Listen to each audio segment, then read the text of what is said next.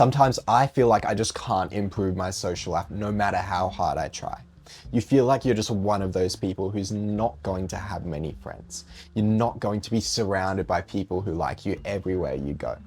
You're not going to have it as easy. You're not going to be able to communicate as effectively. You're not going to be listened to as much as some people who just seem to be naturally charismatic. And you are still trying because you can't just give up on this. It's too important. But you feel like when you try and improve, so you watch a video or you think of something that you could fix, you know what you're going to fix, but it just feels fake because it feels like if you were to do this thing, it wouldn't be you. Suddenly you'd be a different person. And besides that, you're probably going to fail anyway at applying it because that's not something you can do just seamlessly the first try. You know that you're probably going to fail. You're going to look stupid. You're going to be embarrassed. And it just doesn't seem worth it to you. This is a massive trap that lots of people, including myself, sometimes fall into, and you have to snap out of it. If you ever want to get to the point where you're charismatic, social life just comes naturally to you, you have to get rid of this mindset. There's kind of two parts to this mindset, and one of them is that you view your failures like something that makes you worse as a person, ever so slightly. Even, remember, it's a spectrum. It's not like one failure makes you a terrible person, but slightly. And the other part is thinking of your current actions in social situations, in other words, your current skills, as part of who you are. So confusing skills with identity. This mindset is not like you're all the way one or the other, it's a spectrum. And I used to be quite far down the bad end. It was not good, but I've slowly managed to move up. Now, I'm not all the way at the top, but I'm a lot closer than I used to be. I'm not perfect though. But the thing is, you want to be as close to this end as possible. You want to be as far as humanly possible, because even if you have a little bit of this mindset, it slows down the rate at which you will improve your social skills dramatically. This mindset that I just described causes you to do 4 behaviors that will stop you from improving your social skills. These 4 behaviors are, number 1, it stops you from actually just going out and socializing as much as you should. Number 2, it stops you reflecting on your socializing as much as you should. You know, you should be thinking about what you could improve, but you're not going to do that if you have this mindset, even a little bit of it. The third thing is that you won't apply everything you've learned. You might watch videos like this, but then when you go to apply it again, it just doesn't feel like you, or it feels too out of your comfort zone, too weird, so you don't try it. And the fourth thing is that you don't reflect on the thoughts. When you have an unconfident thought, you know, like, I'm so awkward, I'm not funny, you just push that out of your mind rather than thinking about, okay, is that actually true? And getting to the bottom of it and removing it. These 4 things are the 4 pillars of improvement in your social life. Now, I wrote these down in my journal like half a year ago as like the 4 things that I thought were the biggest leverage that helped me improve my personal social skills. I literally opened that journal when I was planning that video and I found these 4 things because I still believe that to this day that those are the 4 things that help me the most. So if you're not doing these 4 things because of this mindset, you're really going to struggle. And the interesting thing is that you probably don't have this mindset in other areas of your life. For example, I think a lot of people go to the gym or maybe they study, they have something, right? Particularly if you're the type of person to watch this video, you generally are improving stuff, right? But then when it comes to your social life, it's not improving as much as other things. And that's because social failures hit so much harder than every other kind of failure. So, you know, if you in the gym, like, can't hit a certain goal, like you wanted to bench 100 in 6 months and you didn't hit that, you're going to feel quite sad. It sucks, particularly if that goal is important to you. Like, I acknowledge it's hard. But when it comes to social stuff, we have whole words for just minor things that shouldn't even really hurt us. For example, if you trip over and everyone laughs at you, or like everyone just looks at you even, we have a word for that: embarrassment. We also have a word, shame. We have all these words because people fear social failure so much more than they fear any other kind of failure. And so it causes you to have this mindset where everything to do with improving your social life is centered around avoiding that fear of failure. And it's also centered around your identity, because From a very young age, we are taught that we are set with our social skills. People are born more charismatic, or somehow, maybe it's not genetic, but somehow they are just more charismatic people, and we're not. And that's just, it's not like a skill that you build. We don't all start at the same level. It's just, we're different. And that's drilled into us so hard. I used to think that as well. And it stops you from, obviously, it gives you this mindset where you feel like if you were to try these new things and change, then you're just somehow different. And it just doesn't feel like it's possible. But then the paradox is that failure is necessary. Detaching your current identity, you know, removing these current skills and becoming a new person is necessary if we want to, you know, have a wife, have friends, all this stuff that we desperately want.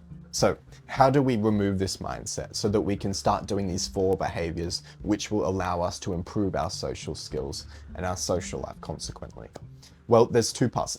We do have to remove the mindset. We can also just push through. So willpower, sure, like if you just have discipline, you will be able to make yourself do things you don't like. But here's an idea. You could also just make yourself like stuff more. And one way you can do that without actually changing the activity itself is just to actively feel proud of yourself for the wins that you have. So after you socialize, get out your journal or get out a piece of paper or whatever, and just write down some things you were proud of. Now, over time, you will become more and more addicted to the feeling of pride. It's a great feeling. It becomes like the equivalent of, you know, taking yourself out for ice cream after you've had a big win. And so if every time you socialize, you've got this thing that is like, oh, I'm going out to ice cream afterwards to celebrate, or like, I'm going to feel really proud of myself after this, it becomes addictive. It doesn't matter how bad the failures are then. But then if you also do want the failures to not be bad, let's get rid of this mindset, okay? It's like this. Imagine that you're playing a video game, a parkour game where you're like jumping over lava. It's fun, there's levels, you're improving, you can see over there, oh, I'm so close to level 100. It's fun. But now imagine that you don't know that you're in the game. Now you're just some guy who's jumping over platforms to not fall in lava, and you're going to fall in lava. It's going to happen. It's part of the game. Even if you get better, you're still going to fall in lava. So it's not enjoyable at all. Like who said this is supposed to be fun? It's not fun. And on top of this, there's Bob over there, another player in the game. He can jump 4 meters, whereas you can only jump 1. But now, if you were to try and practice and do lots of squats so that you can jump 4 meters, well, now you're just Bob. So it's like you're resigned to getting hurt more, to falling in lava, to not getting as far ahead in the game. Bob's all the way over there. You're still here, stuck on this bit. So let's say you like zoom out. Now you can see this little bar on the bottom that shows your progress. You can see all the levels that you're going through. You can see your coins. You've got like 6,000 coins. So when you see it like this, instead of just, oh, I'm jumping over bits of lava, it suddenly becomes a lot more focused around improvement, and you enjoy the improvement.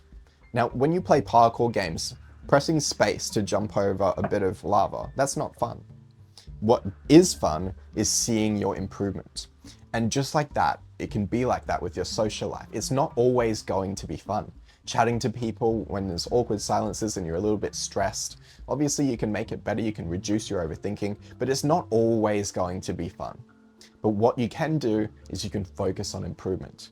And that way, even when you're having these inevitable failures, you'll feel, okay, well now I just learned how to do that. So like the parkour, if you fail in a certain bit, now I know how to do that.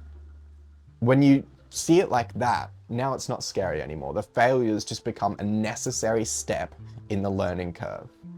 And also through identity, when you see yourself as just some game characters have stats. They're not set with this certain thing. They might start with certain stats, and different characters have different stats, but you can improve them. You can max them all out. You can get 5 stars for all the stats. And that's the aim of the game. The aim of the game is not to be you. You're still going to have certain things that are different, you know, just like a game character. The different characters are going to have different strengths and weaknesses, but that's more to do with their personality rather than these stats. And these stats are the core skills of life: discipline, social skills, the ability to make money and all that stuff.